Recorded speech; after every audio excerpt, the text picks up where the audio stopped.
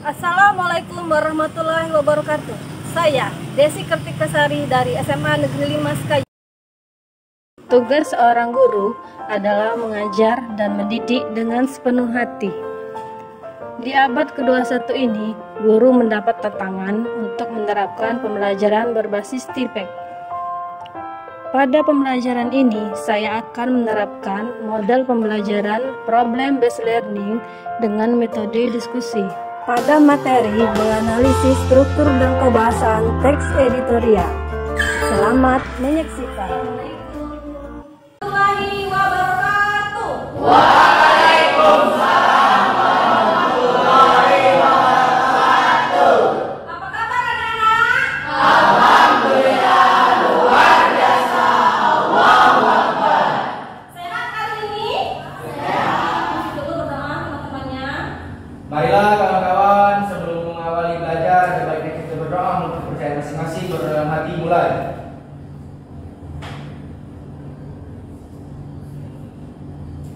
Cek kehadirannya. Siapa yang sudah hadir hari ini? Hadir semua.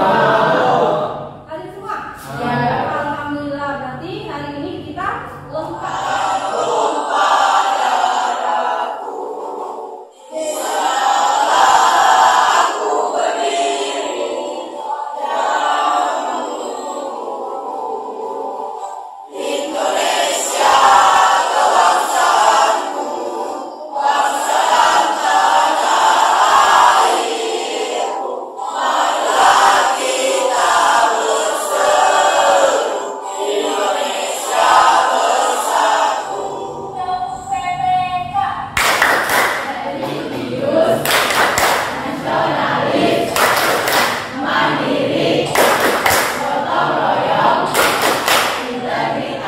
Masih ingat tidak?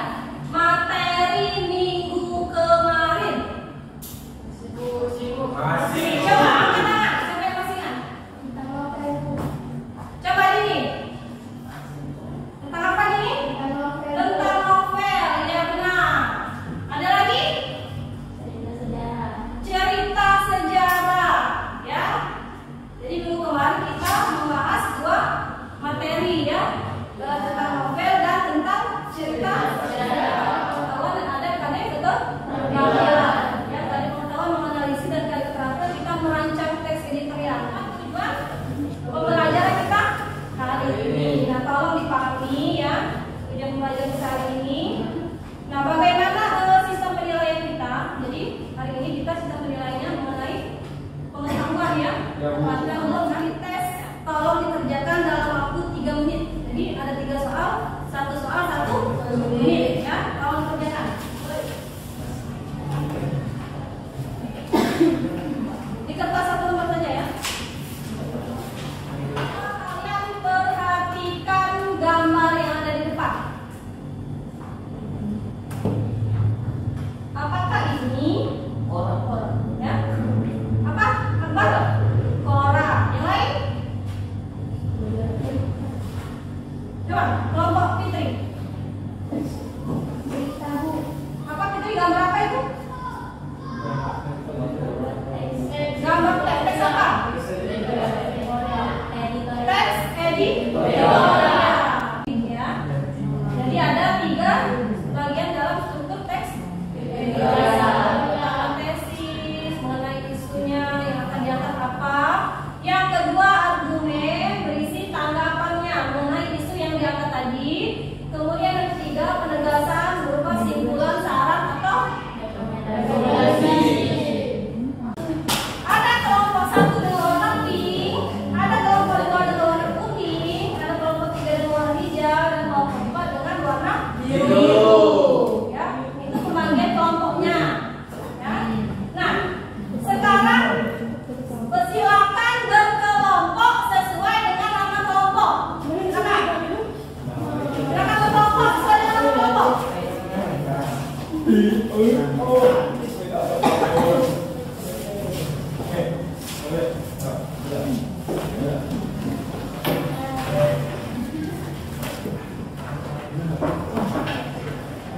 Bagikan LKPD, ya, berkelompok.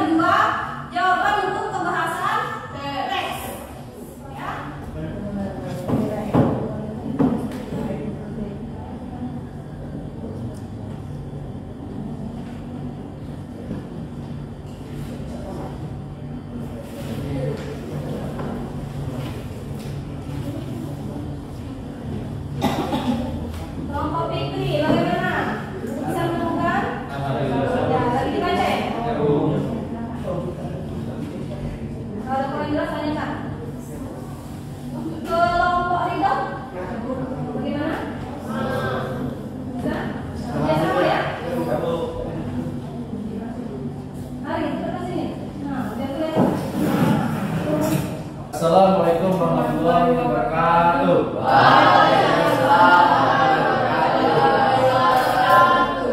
Kami dari kelompok 3 ingin menyampaikan hasil diskusi dan analisis kami. Teman-teman, saya menyampaikan dari diskusi kami. Yang pertama, analisis struktur teks editorial berjudul Kesuksesan KTT G20 berdiri perkiraan itu sebagai berikut. Struktur teks. Yang pertama, pengenalan isu atau tesis, yaitu pada paragraf pertama dan yang kedua, yaitu isinya mendalami kekuatan G20 bagi Indonesia ibarat naik roller coaster, berguncang sana sini oleh peneliti dunia. Dan paragraf yang kedua, saat Presiden Jokowi Dodo menerima Palu bukan G20 dari Perdana Menteri Italia Mario Draghi di Roma, Italia akhir Oktober 2021. Pulih bersama, pulih lebih kuat. Recover together, recover together. Yang kedua, penyampaian pendapat atau argumen, yaitu paragraf 3, 4, 5, 6, 7, dan 8. Paragraf 3. Peristiwa besar di luar dugaan meletus pada 24 Februari 2022. Rusia menginvasi Ukraina. Paragraf keempat. Rivalitas tajam terjadi di tubuh G20 mengingatkan Rusia adalah anggota kelompok itu. Indonesia menghadapi mekanisme negara-negara barat akan memungkinkan Rusia. Beberapa negara mengancamkan akan memboikot KTT G20 jika Rusia diminta. Dan paragraf 5. Suasana sedikit berubah setelah Presiden Jokowi menghadiri KTT G7 di Jerman akhir Juni 2022. Berlanjut kunjungan ke Ukraina dan Rusia. Gambarkan jejak panjang kebijakan luar negeri Indonesia dan posisi yang diambil dalam perang Ukraina dan Rusia. Serangkaian deklarasi Jakarta mampu menyampaikan negara-negara G20. Baik, paragraf ke-6. Posisi itu ditegaskan lagi oleh Presiden Jokowi dalam pidato saat membuka KTT G20 di Bali, Selasa 15 November 2022. Presiden mengingatkan para pemimpin G20 akan bertanggung jawab bersama menyelamatkan dunia dari krisis, termasuk perang. Menjadi pemimpin yang bertanggung jawab itu juga artinya kita harus menghentikan perang, kata pada paragraf ke-7.